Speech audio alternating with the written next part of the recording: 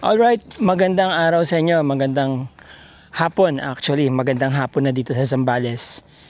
Property vlogging tayo ngayon mga boss, mga ma'am, mga sir. Wala tayong ibang vlog, no? Kundi property vlog muna tayo ngayon. And I hope yung mga ibang videos ko po sana tangkalikan nyo rin na po. May mga upload po ako kay Ka-Farmer, kay Boss Idol, Katakutan, Romeo Katakutan. Tapos yung mga updates natin sa mga nangyayari dito sa Zambales. So medyo nag-iiba-iba na po tayo ng vlogs, no, para hindi naman kayo magsawa. Although, syempre, relevant pa rin po yan sa property vlogging kasi alam naman natin, ang real estate industry ay part ng isang community ng buong economy na rin ng isang lugar. Okay, so nandito po tayo ngayon sa Iba, no. Papakita ko muna sa inyo yung frontage ng property. Nakita niyo naman sa likod ko, mga mangga, so mango farm po 'yan. 'Yon. Alright. Ito po is access road niya. Itong ganitong road na hindi naman po siya masikip, no. This is about 5 meters or 6. I mean 5 siguro to. Ano po? About about 100 meters. Andun na po kayo sa pinaka main thoroughfare. Palabas ng papuntang munisipyo, nandiyan po munisipyo. About 3-5 minutes from here. Palengke, ganun din po, about 3-5 minutes from here ang palengke. Ang mga beaches diyan po sa coastal area ng Iba, about 10 or 15 minutes from here. Alright, so magmula doon yung property, yung bakod na yan, hanggang doon. Alright, ang estimate ko po niyan sa 70 to 80 meters. Sementado po yan all the way to Metro Manila. Okay, by the way, ito pong Iba, itong lugar na to is about 4 to 5 hours drive from Metro Manila, or mas maigsi pa kung halimbawang madaling araw kayo babiyahe para walang gaanong traffic. Alright? Okay, yan. Meron po siyang 60 mango trees, may mga grafted at may mga century, hindi naman actually siya siguro century, pero may mga may mga mangga na coming from or na galing sa seed. Yan.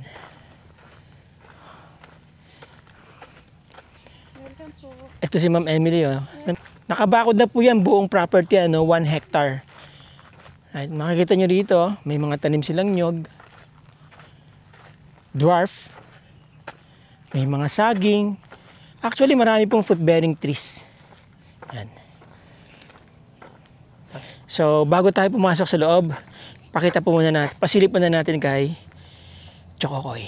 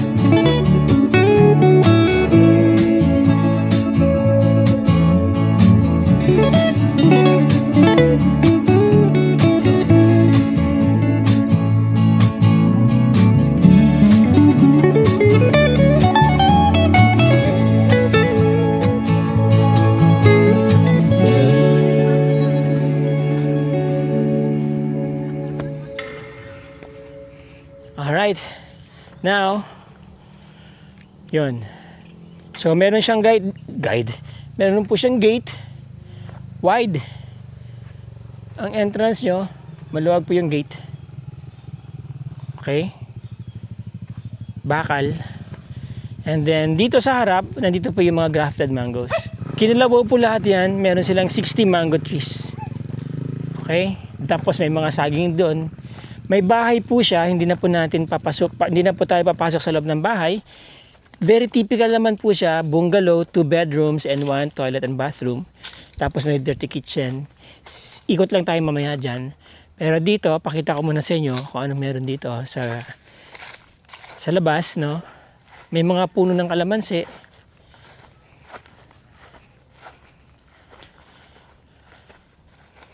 Yan. Tapos may mga puno ng saging.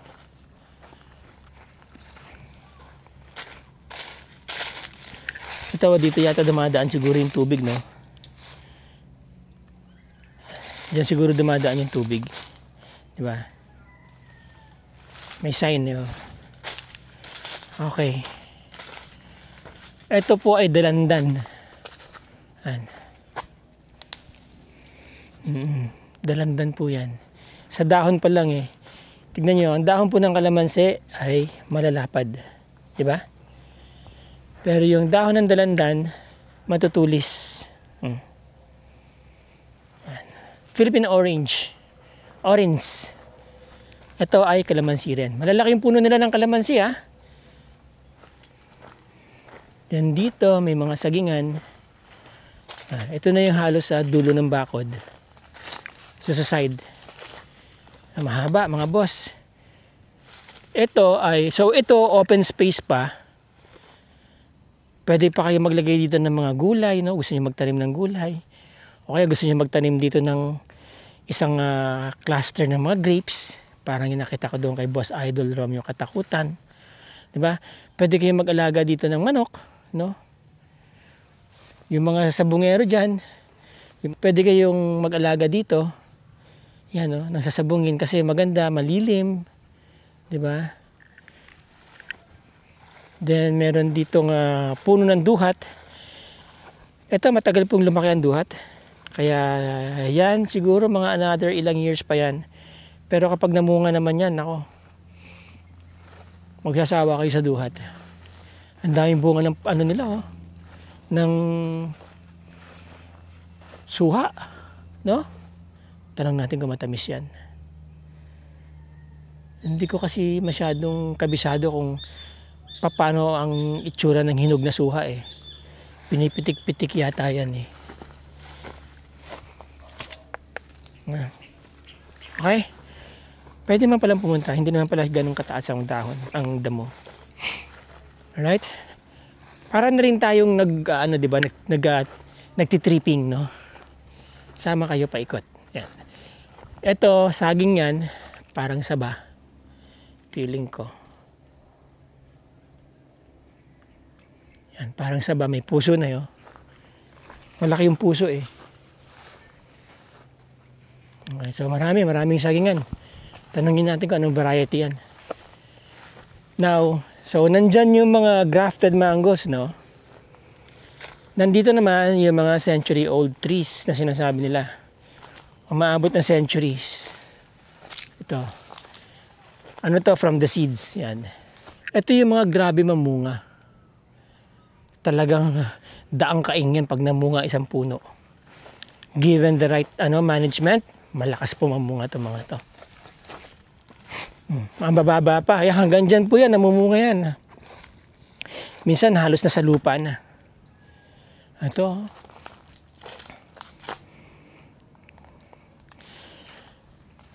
Ito pong mga century-old trees, bihira na lang may ganito. Kasi may panahon, may one time na ang ginagawa nila, tinatanggal nila yung mga century-old trees nila, pinapalitan nila ng mga grafted. Yan, nagtitira lang sila ng konti. Kasi nga ang hirap sungkitin ng century-old tree, tsaka ang laki ng ino-occupy, no? Pero, yan ang malakas mamunga at yan ang matatamis ang bunga talaga. Yung talagang mataas ang sugar index. ang bricks. Malaki. So meron silang ilan sa dalawang malaking puno dito. Ito pa lang dalawang malalaking puno na to. Isa, dalawa, tatlo, apat, lima, anim. Pag napabunga yun ng maayos yan, malaking ano din po yan. Maraming harvest din yan. Itong isang ganitong puno, estimate ko mga boss, mga mama, mga sir. Alam niyo po kasi dati, nagmamangga din ako. Itong ganitong kalaking puno, estimate ko nito, kaya magbunga nito ng mga 150 na kaing. Ito lang. So yung 150 na kaing, imagine 225 kilos per kaing.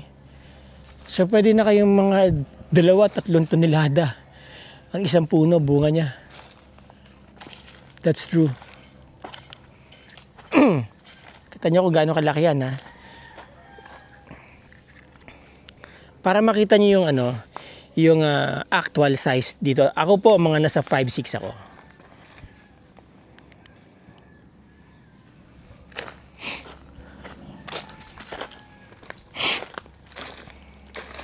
Ito yung mangga, 'di ba? Ang laki. Yan, napansin niyo? Pag sa camera lang kasi parang ang liit niya tignan. Pero kapag nakita niyo siya sa personal, ang laki. Parang may nakatirang kapre. Okay. Alright, may clusters na naman ng mga saging dito. Yan. Ikot pa tayo para makita nyo naman yung paligid. Kung halimbawang may interesado sa inyo dyan, at least gumagana na yung imagination nyo kung anong gagawin nyo dito sa farm nyo, di ba? Dito may puno ng avocado. Ayan po. May avocado.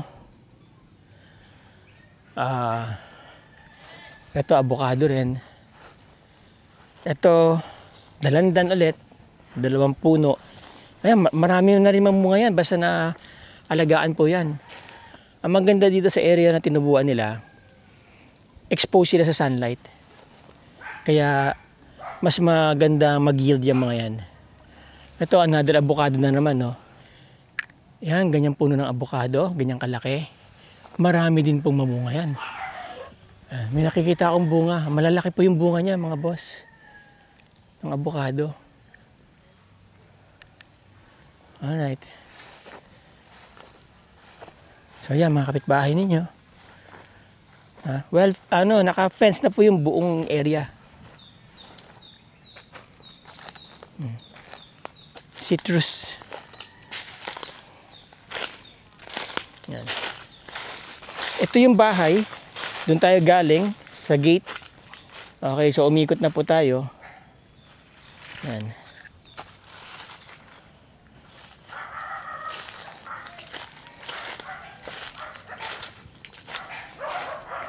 May mga sagingan na naman ulit dito. Marami po kayong food source. Ito, meron na naman malaking puno ng mangga dito. Ayan, no? Although hindi siya ganun kalaki, ano, kagaya kanina. And then may mga puno ng bayabas. Ayan, no? Native guava. Ito namumunga all year round. Ayun, no, may hilog, oh. Sana meron, ayun, merong mababa. Pwede natin pitasin, di ba? Oh, nakapitas na naman ulit tayo ng bayabas. Yan. Kahit kulubot yan, yan ang mas maganda dahil ibig sabihin, hindi siya na-sprayan, di ba? Tap. Dahil bunga. Kung ako nakatira dito, susukaan ko yan. And then may mga bunga ng atis dito. Ay, may mga bunga. Oo. May puno ng atis. Yan. Puno ng atis, no? Ito po kaya naging itim yung atis dahil sa anthracnose, no? Dapat dyan, talagang inaalagaan sa spray. Or kung gusto nyo yung natural, banatan nyo ng baking soda na may sabon na may mantika. Tapos tubig. Spray nyo dyan. Ang ratio, baking soda, 1 tablespoon sa 1 liter, 1 teaspoon ng sabon, at 1 teaspoon ng mantika. I-agitate nyo, spray nyo dyan para hindi mabuhay yan anthracnose. Preventive kasi ang baking soda. Anthracnose is algae kasi yan eh, di ba? Kalaban yan yung baking soda, yung alkaline. Kaya dapat maliit pa lang yan, ini-sprayan nyo na. Once every week. Itong daming bunga ng santol, nilaglag lang. No? Malakas mamunga itong santol na to. I wonder ba't kaya hindi nila kinakain. So, nagsawa na siguro sila, no? Ito lang yung puno niya. Oh, pero ang lakas niya mamunga. Di ba?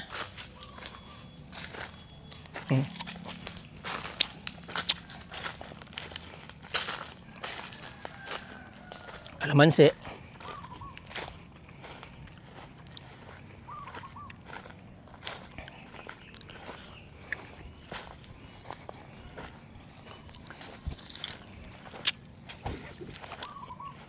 At least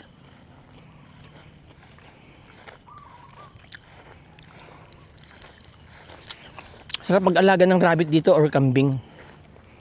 Marami kayong supply ng damo, no?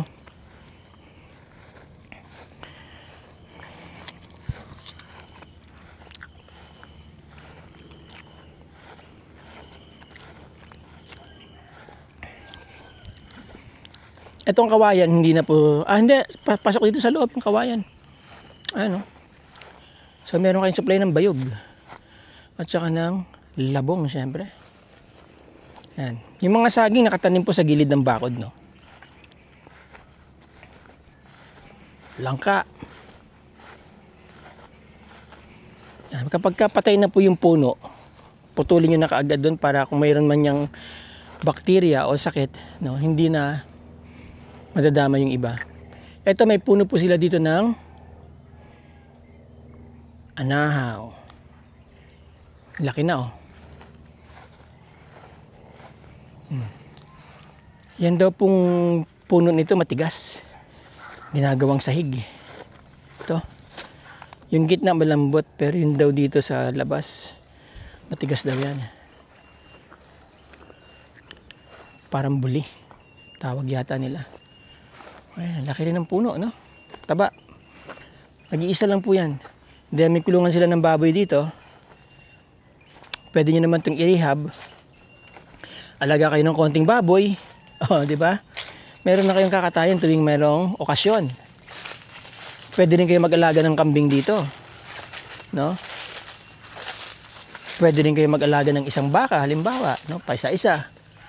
Kasi nasa 1 hektarya po yung property. Pwede kayo mag-alaga ng mga manok. Tapos magtanim kayo ng ng mga mosquito repellent plants. Ikalat nyo para hindi malamok. Kagaya ng lemongrass. Yan. Ito ay blueberry o mulberry. Meron silang mulberry dito. Tapos suha na naman po. Yan, suha yan. Okay. Nakaikot na po tayo mga boss, mga ma'am, mga sir. Nandito na tayo sa may malapit sa bahay. Doon tayo galing kanina. And then, puno ng siniguelas. Yan. Hindi, malunggay. Ito, may puno sila ng malunggay. Alright. Kamyas. Citrus.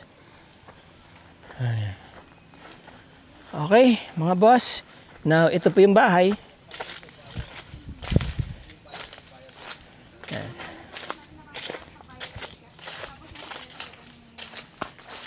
So, ito, ano kaya to?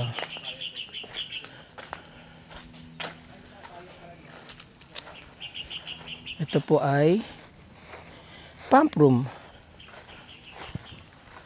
Yan. Ang tubig yan.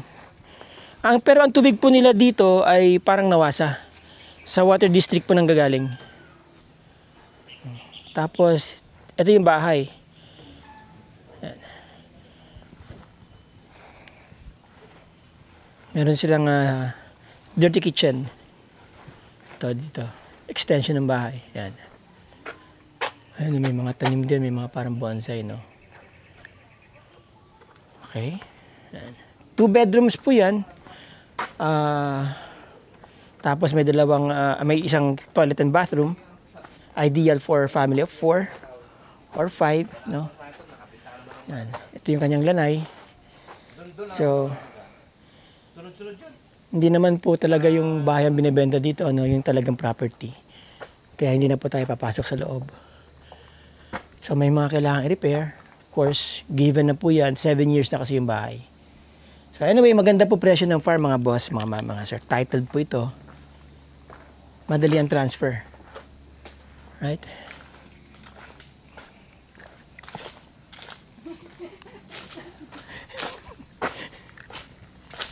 Okay. Sir, hindi kasama yung kotse, no? Okay, mga boss. Dami lamok.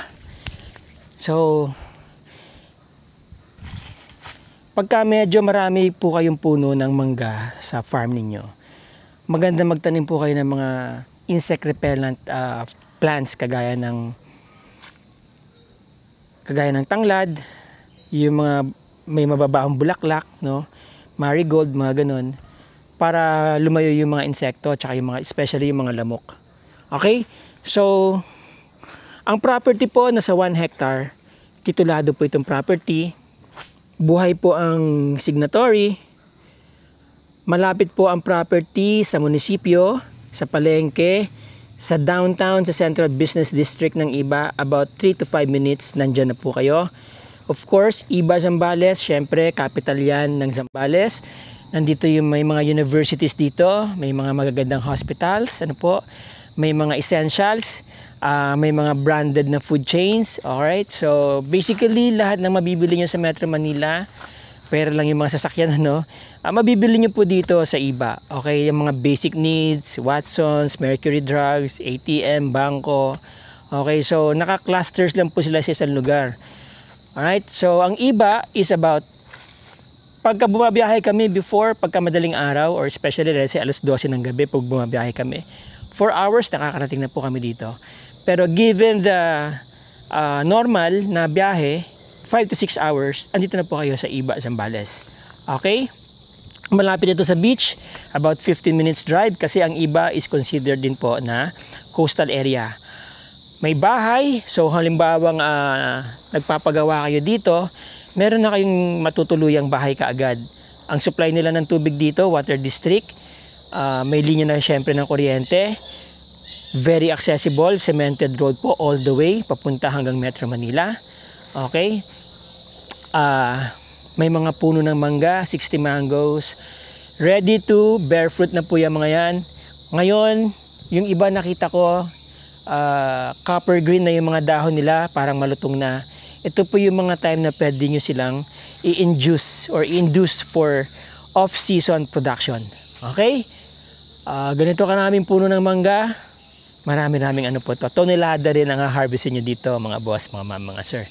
So nakabakod na, pwede kayo mag-alaga ng mga hayop, no? Maski free-range chicken, pwede nyo gawin dito. Okay, mga boss, mga sir, yung mga interesado po dyan sa property, this property is selling for 15 million only, mga boss, mga sir. Meron ka ng 1 hektaryang lupa dito, moving in na lang kayo, may mga mango trees, pwede na kayong kumita sa mga mangga na yan, may mga citrus, alagaan nyo na lang po yan. Pagdating nyo dito, hindi na kayo magsisimula, di ba? Meron na kayong gagawin kaagad. Para po sa mga interesado, kontakin nyo po ako sa aking contact details. Nandiyan po sa description ng video na to. And of course, maraming salamat po sa inyo, mga boss, mga sir. Salamat sa inyong suporta. Till the next video. Ciao!